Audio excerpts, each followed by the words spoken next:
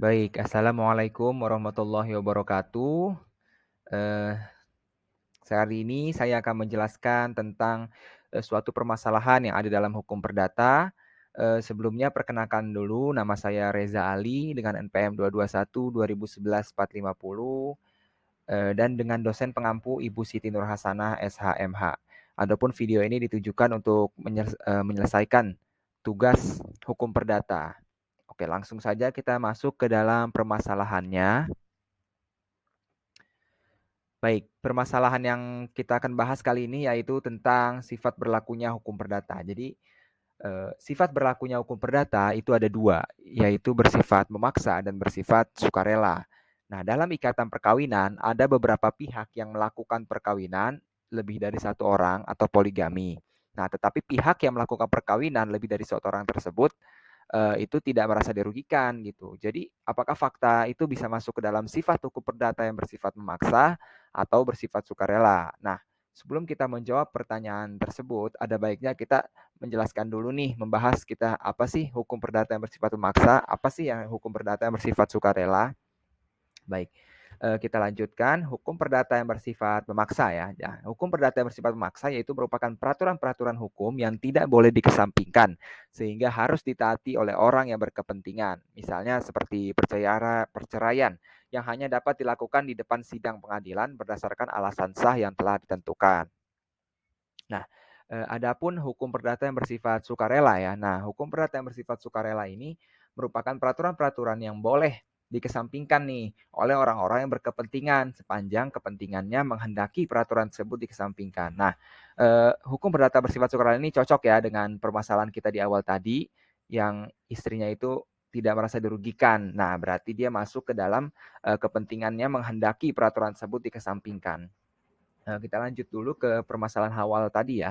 Kembali ke persoalannya tadi, dijelaskan bahwa ada sepasang laki-laki dan perempuan yang mengikatkan diri mereka dalam ikatan perkawinan yang sah. Namun dalam pelaksanaannya, pihak laki-laki atau si suami melakukan perkawinan itu mengawini dan menikahi lebih dari satu orang perempuan ataupun poligami.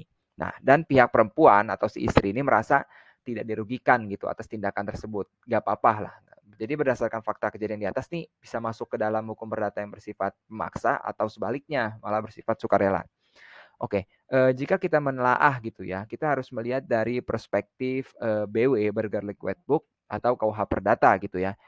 Di sini terletak pada pasal 27 KUH Perdata yang berbunyi, dalam waktu yang sama seorang laki-laki hanya diperbolehkan untuk mempunyai satu orang perempuan sebagai istrinya, seorang perempuan hanya satu orang laki-laki sebagai suaminya. Nah, di sini jelas ya, dapat kita simpulkan bahwa pasal dalam BW tersebut mengisyaratkan tentang asas monogami mutlak, yang dimana seorang pria hanya boleh mempunyai seorang istri. Begitupun sebaliknya ya, dalam waktu tertentu. Jadi jelas nih menurut pasal 27 tersebut. Kita lanjutkan menuju pasal Undang-Undang Nomor 1 Tahun 74 gitu ya. Jika kita melihatnya dari Undang-Undang Nomor 1 Tahun 74 pada pasal 3 ayat 1 yang berbunyi, pada azasnya dalam suatu perkawinan seorang pria hanya boleh mempunyai seorang istri dan seorang wanita hanya boleh mempunyai seorang suami. Nah, berarti berdasarkan bunyi dari pasal tersebut, jelas juga nih bahwa Undang-Undang Nomor 1 Tahun 1974 itu menganut asas monogami pula. Nah, tapi ada penjelasan lanjutannya nih pada pasal 3 ayat 2. Dia itu dijelaskan lebih lanjut bahwa pengadilan dapat memberi izin kepada seorang suami untuk beristri lebih dari seorang apabila dikehendaki oleh pihak-pihak yang bersangkutan. Nah, maksud dari pasal ini, jadi ini pengadilan sebenarnya itu dapat mengizinkan gitu loh, jika seorang suami ingin memiliki istri lebih dari satu orang ataupun poligami, jadi ini legal gitu ya, asalkan dikehendaki oleh pihak yang bersangkutan atau si istrinya gitu. Nah, lebih lanjut di undang-undang yang sama, pasal 4 ayat 1 dijelaskan bahwa dalam hal seorang suami akan beristri lebih dari seorang, sebagaimana tersebut dalam pasal 3 ayat 2 undang-undang yang tadi, maka ia nih wajib nih mengajukan permohonan permohonan terlebih dahulu kepada pengadilan di daerah tempat tinggalnya. Nah, jadi jika seorang suami ingin memiliki istri lebih dari satu, ia wajib untuk mengajukan permohonan kepada pengadilan.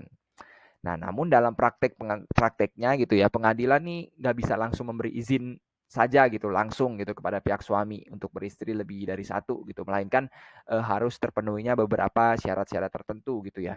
Nah, adapun syarat-syaratnya ini nih sudah dituliskan pula dalam pasal 4 ayat 2 yang berbunyi, Pengadilan dimaksud data ayat 1 pasal ini hanya memberikan izin kepada seorang suami yang akan beristri lebih dari seorang apabila yang A, istri tidak dapat menjalankan kewajibannya sebagai istri, yang B, istri mendapat cacat badan atau penyakit yang tidak dapat disembuhkan, C, istri tidak dapat melahirkan keturunan.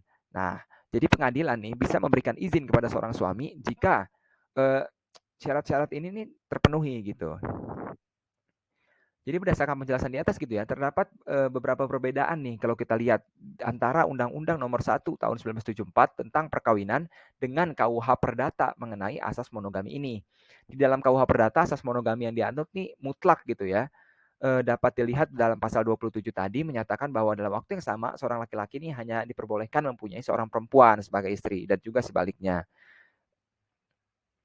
Jadi ini poligami sebenarnya itu diizinkan gitu ya dengan adanya beberapa pasal dan ayat yang mengaturnya. Namun demikian, walaupun poligami tersebut legal gitu ya atau diberi tempat lah, akan tetapi itu bukan berarti bahwa poligami ini eh, gampang gitu ya atau dijadikan asas lah dalam undang-undang gitu. Hal tersebut tuh cuman pengecualian saja gitu loh, exceptions yang ditujukan khusus kepada orang yang menurut hukum dan agama atau kepercayaan mengizinkan untuk melakukan hal tersebut gitu. Atau dengan kata lain nih sebenarnya poligami ini dibolehkan menurut negara, tetapi ini dengan pembatasan yang cukup berat dan rumit gitu ya, yaitu berupa suatu pemahaman syarat dengan alasan tertentu dan izin dari pengadilan tentunya.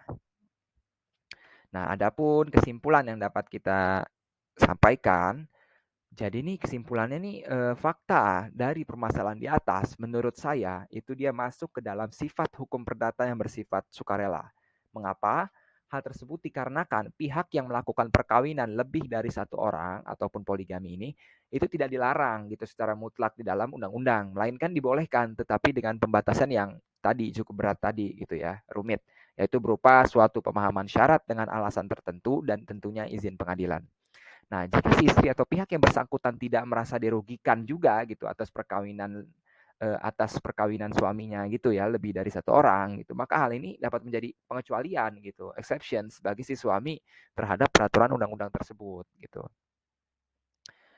Jadi hal tersebut nih sesuai juga dengan pasal 3 ayat 2 Undang-Undang Nomor 1 Tahun 74 tentang perkawinan yang memberikan ketentuan bahwa pengadilan sebenarnya ini dapat memberikan izin pada seorang suami untuk beristri lebih dari seorang apabila dikehendaki oleh pihak-pihak yang bersangkutan dan istri yang mengizinkan itu. Jadi berdasarkan fakta-fakta di atas ya dan penjelasan pasal-pasal tentang undang-undang perkawinan, maka dapat saya simpulkan lah bahwa permasalahan di atas ini masuk dalam hukum perdata yang bersifat sukarela.